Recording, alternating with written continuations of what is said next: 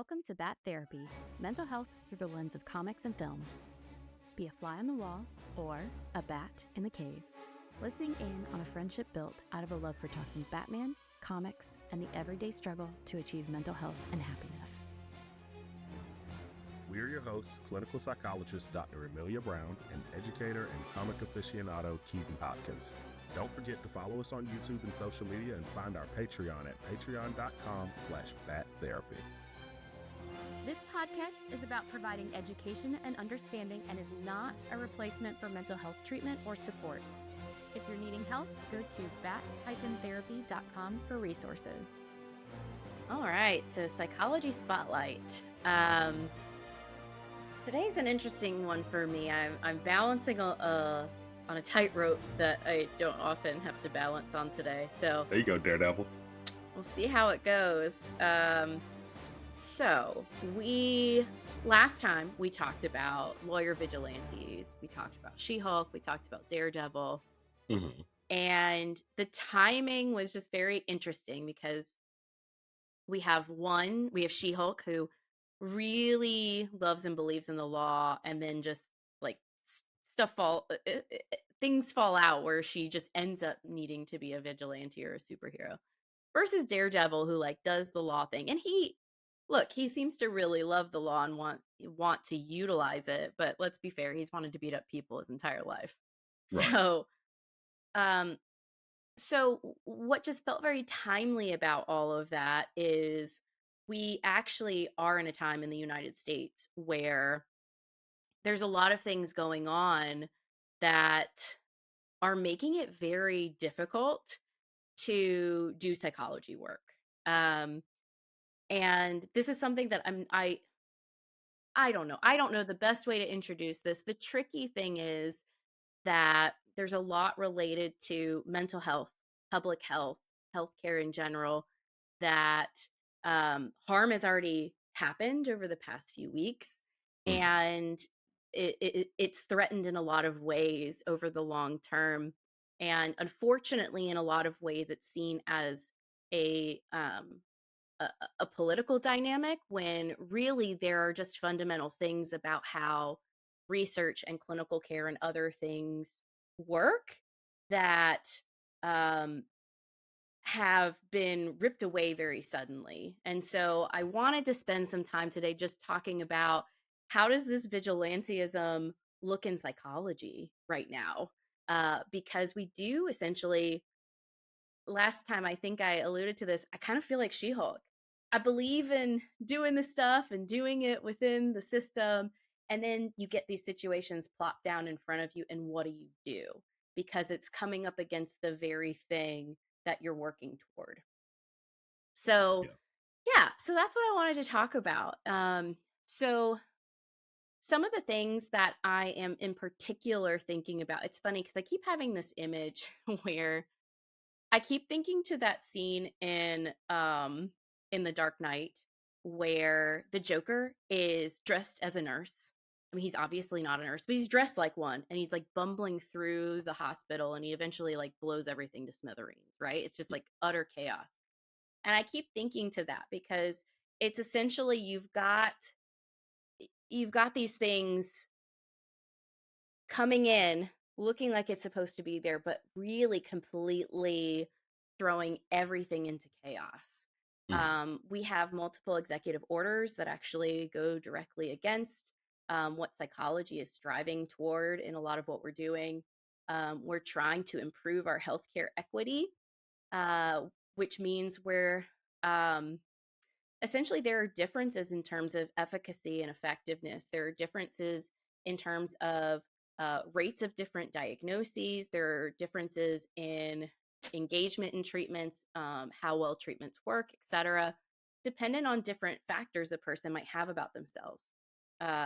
What sex they are, what gender they are, what race they are, what religion, all sorts of different things. And so we've been striving to better diversify our field so that we can approach things from far more inclusive ways. Right. We're trying to gather more inclusive data so that we can look at things from a more diversified lens and understand things better. We're really trying, I mean, nothing's perfect, don't get me wrong. But these have been a lot of areas that we've been striving toward. And there's a lot of things happening from an executive framework in our country that's saying, Hmm. stop, don't do that. You're not allowed. So it's actually a really difficult time for psychology. Right. And I cannot speak for all psychologists, but I can honestly speak for a lot of folks saying we're tired, we're worried, we're scared, we're angry, we're confused, we're trying to figure it all out. So Yeah. it's something that I felt very much relates to, well, what do you do when you're in these situations where the very systems seem to not be working? Yeah. And that's interesting because, like, I guess for some reason, I always think of like psychology, like, or even just the field that you're in as being an environment that is stable as it Right. needs to be Yeah. for everything that's moving around it. It's not something where you have to think about like that definition of dynamic, which means constantly flowing and Mm, moving and changing as needed.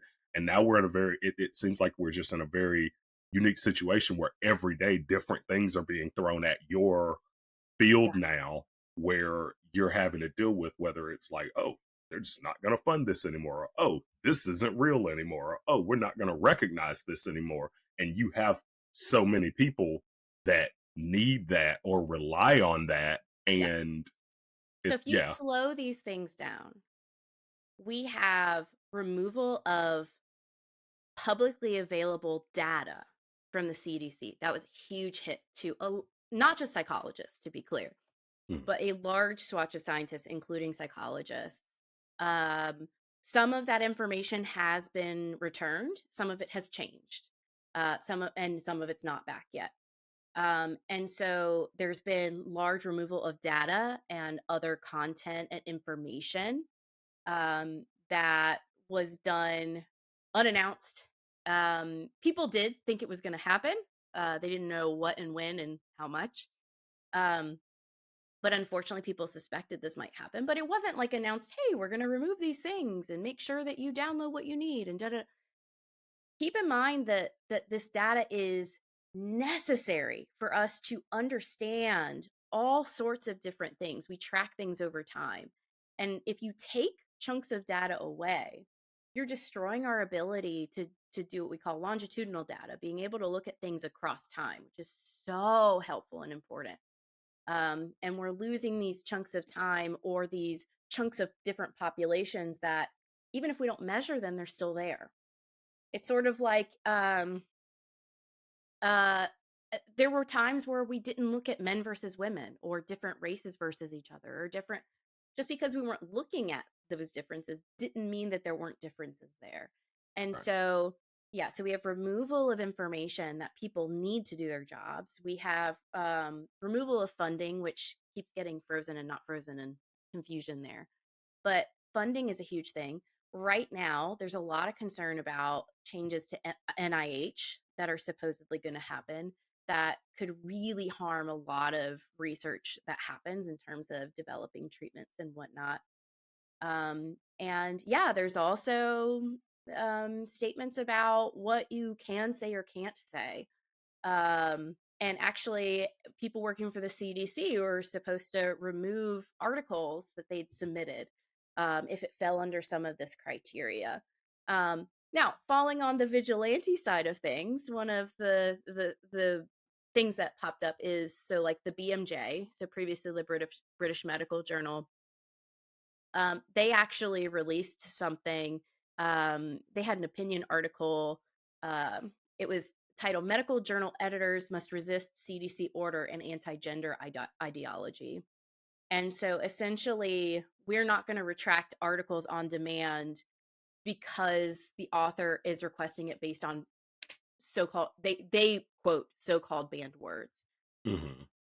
So essentially, what they say is that scientific practice cannot be shifted by essentially political leanings, and it's dangerous to do so.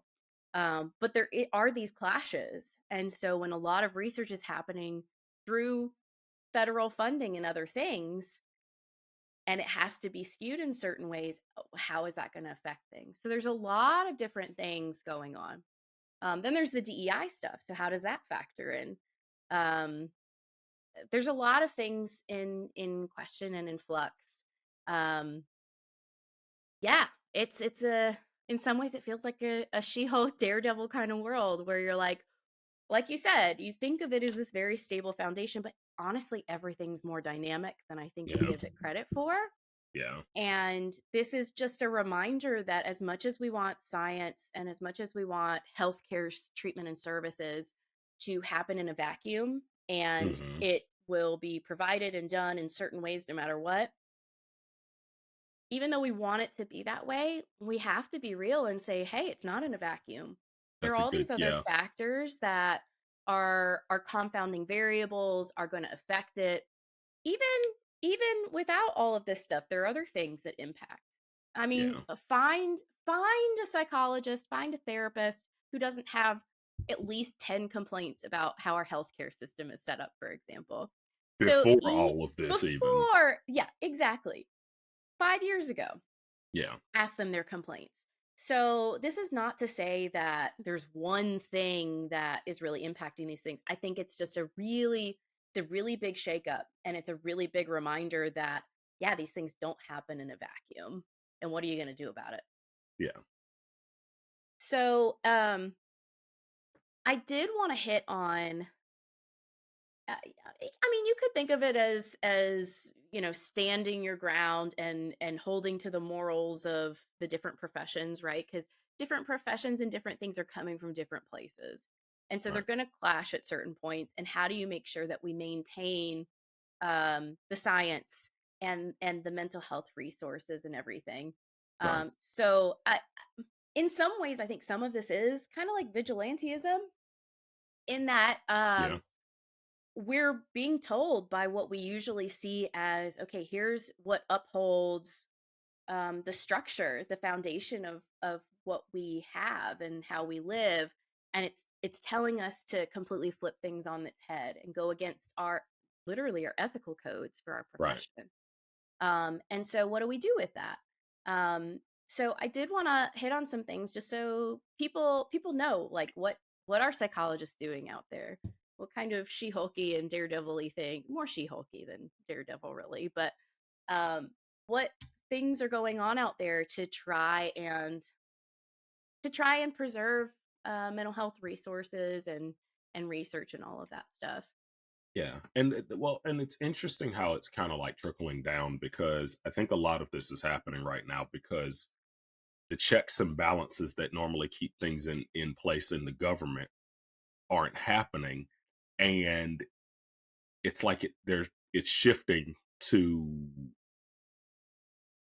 our fields now, like those Right. checks and balances where, hey, yeah, we have the power to say no to this, or we have the power to have a second opinion about this, or and use the scientific method. Yeah. That is something that's like, oh, well, that's just an opinion and we're going to stop you from doing that, and it's taking away that natural checks and balances. And it's like, okay, it instead of it being something where it's a committee, it's just one thing coming straight down from the top, Yeah. if you will. And it's one of those things where I think about it and where I'm thinking, is this a situation where it's better to be somewhere like in a private practice versus with and having to deal with all of the government regulations? But even the private practices, though, still are impacted by this, aren't they? So absolutely, everyone is impacted, um, because you have to understand a lot of really great work, great research, great clinical nuances come from federally funded initiatives, and without those things, we really are lacking in a wonderful resource. Also, there's not enough people in private practice. There's really not. And in private practice, things can be easier. You have less regulations in some ways. In some ways, that Hmm. can be good. In some ways, that can be bad. Um, When it comes to something that is happening through a system, then they can set up certain regulations to make sure everybody's hitting a certain quality of care. Versus if you go private practice, you get who you get and you can kind of look them up and try and figure things out and whatnot. But they don't have to necessarily stick to those things. On the flip Right. side, sometimes regulations, sometimes, what you're set up to do might not be the best thing. Yeah. So, yeah, those complications don't always lead to better quality, but the hope is that they do in some ways. And so, also in these systems, you have more support. You're not working individually as much, especially when it comes to healthcare types of things. So it can be really nice to have the connection between all your resources all together if you're in like a system versus if you're seeing someone in more of a private practice setting. But yeah, it's impacting everyone. I think some people more than others. Um, there's I don't think it's a surprise to anyone that clearly there's a push for things to be more private than public, in terms of what kinds of settings resources are done in. I mean, pretty clearly there are a lot of initiatives happening to try and promote more private. Right. Um, when it comes to just everything that is happening, the unfortunate thing is that it is easier to do private, and it's harder for a lot of vulnerable populations to get their needs met a lot of times when it comes Right. to private practice type stuff, especially when it comes to therapy, because if you have higher needs, you might need a system that can help you from a lot of different angles, or whoever's working with you might need extra support to make sure you're taken care of. So it can be tricky. Unfortunately, that can lead to more vulnerabilities coming out. But there's if you know where to look, you can see that these systems are trying as best they can Hmm. to um, maintain the ethical compass that they come from. And what I mean Right. by that is, like, for example, if you are in a helping field, there are going to be certain values and certain ethics that you're working from. And sometimes that comes into conflict with things like what leadership might tell you to do, or what, politicians might tell you to do, or this, that, and the other. You're trying to get on the same page. And so, ways to try and eventually get back on the same page again. So I'm part of a professional organization, the American Psychological Association. I think I've mentioned it a few times before. But it's the big American like psychological professional group. And there are a few things that have some interesting timing that have come out recently. So, for example, in January of this year, the second edition of APA's Equity, Diversity, and Inclusion Toolkit for Journal Editors came out, the EDI. Hmm. Um, Interesting timing. They probably knew what they were doing with that. They're also on February 7th, the APA journals. They posted on their social media page that they are a partner in the Coalition for Diversity and Inclusion in Scholarly Communications.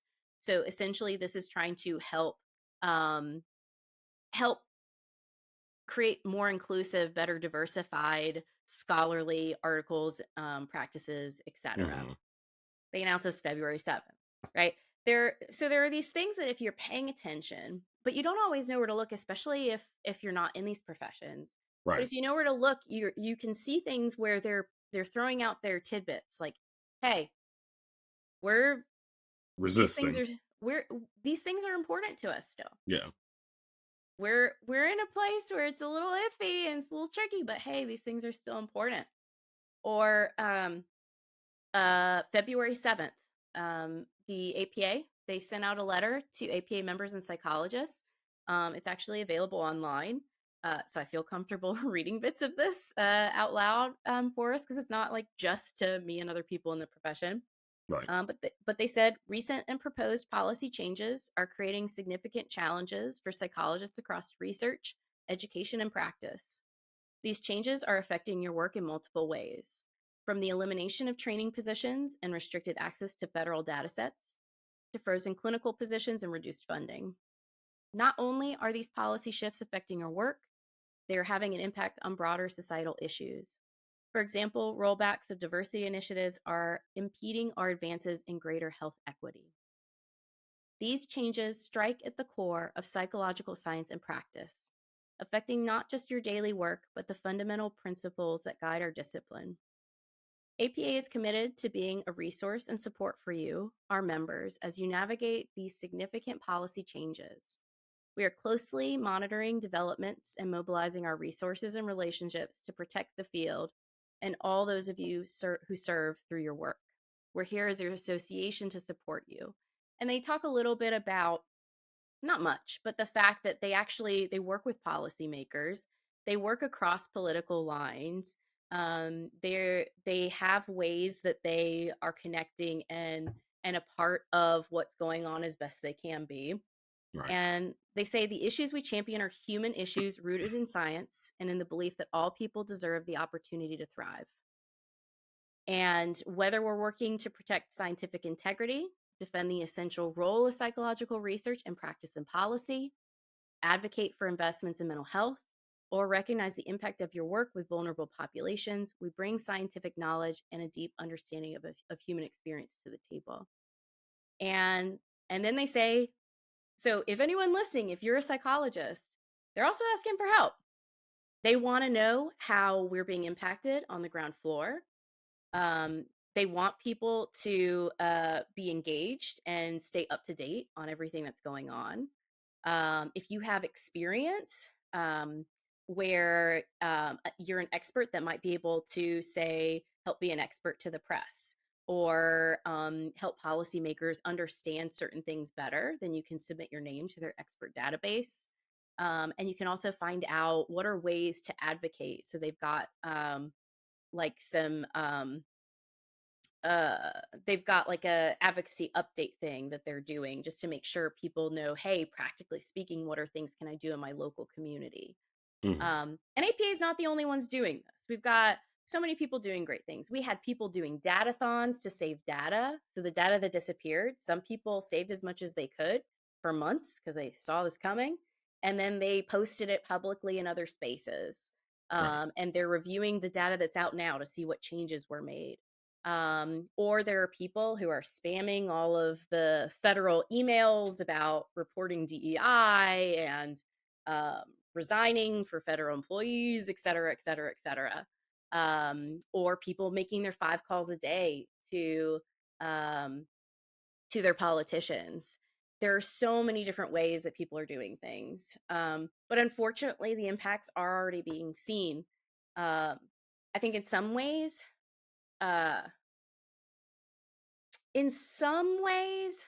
healthcare, more direct healthcare related things have not been as impacted. Right. I think the big exception to that is gender affirming care.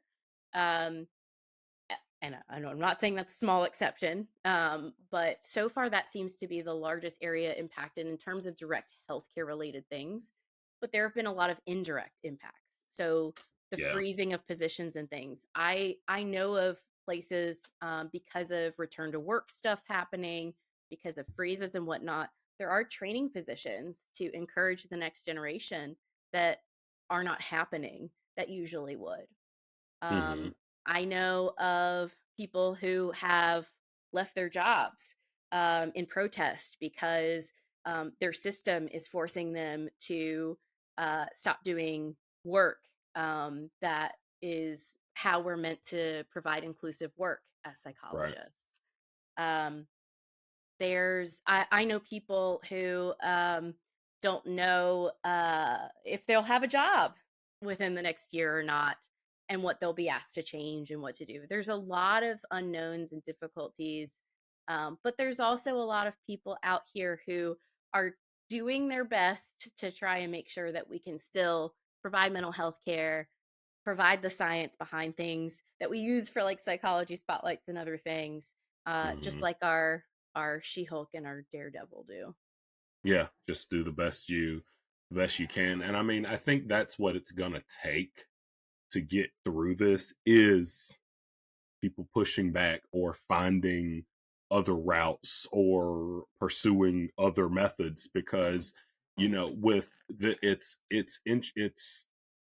it's a bad thing when the law clashes with healthcare. Well, the law is not clashing with healthcare right now. Okay. Because, so for example, the law is trying to get us access to our data sets. It's actually the executive branch we're having some issues with. Okay, that's what. Okay, so I Um, worded it wrong for sure. yeah, Okay. but here's the thing though, is we have these big systems and they're clashing with one another. And it's not just politics. And the honestly, one of the hesitations I have with talking about these things is, I know you and I, like, we want this to be a place where people access these topics, because we're doing it through fun stuff and we're making it interesting and we're making it accessible to people. Hmm. We're not just trying to beat you over the head with, here's mental health, or here's, why you should care about other people and da, da, da. No, we're making it fun and interesting and whatnot. There's this issue where there's all this stuff that's happening in these political arenas. And so it's being labeled politics. But I promise you, when it comes to inclusion of each person and understanding you as an individual and finding ways that you're accepted into life like everyone else, when Hmm. it comes to studying people and understanding them and their behaviors and what they do and understanding disease and disorder processes, when it comes just to being able to connect with each other, I promise that that is not a political issue. But unfortunately, a lot of us don't know how to share these messages and these concerns we have without it being labeled as political. And That's so true.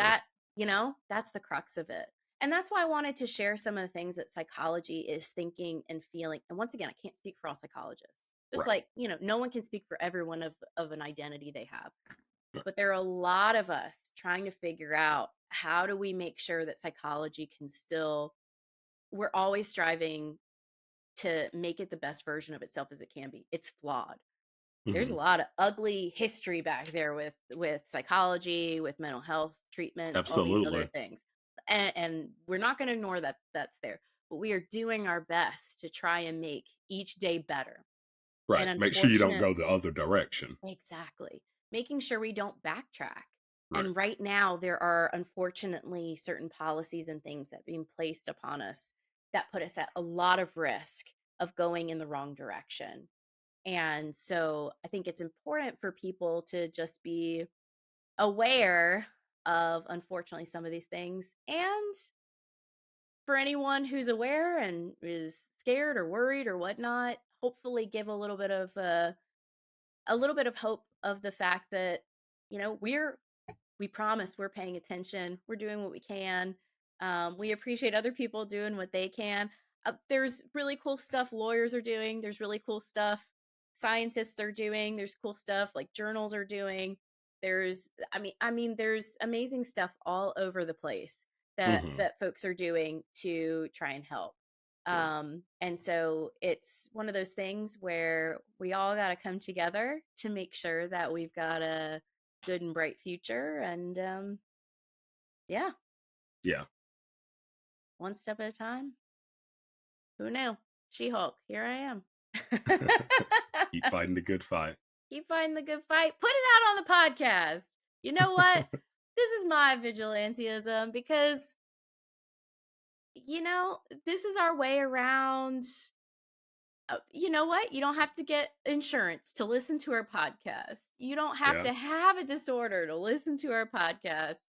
You don't have to, uh, it, this is honestly, I think this is a space where we can do some of our part, and hopefully in a fun and interesting way, because you know what? Like, there's enough hard stuff out there. Let's keep talking superheroes. And yeah, we use it to talk, to share about the hard stuff going on out here. But you know what? This podcast, I hope it's a good way to get information out to people and help us all feel connected and find our way to uh, the next better thing. Yeah. Definitely. Might be time for us to do a V for Vendetta episode. Oh, I don't know if I'm ready for that. I'll try and amp myself up for that one. But no, you're right. I do. I would like to think that this podcast is just a light and a source of information, a source of comfort, a source of help in some way, and just remind people that we always do also offer other other resources are available on the Bat Therapy Yep. website, bat-therapy.com. Just head there, and yeah, lots of resources available that are linked specifically with episodes, but also just in general. Thanks for nerding out with us. I'm clinical psychologist Dr. Emilia Brown. And I'm educator and comic aficionado Keaton Hopkins. Check out my TV and movie reviews on YouTube at Team JBS. Check out our website at bat-therapy.com, our Bat Therapy YouTube channel, and follow us on social media. And don't forget our Patreon page at patreon.com/battherapy. See you next week. Same bat time, same bat channel.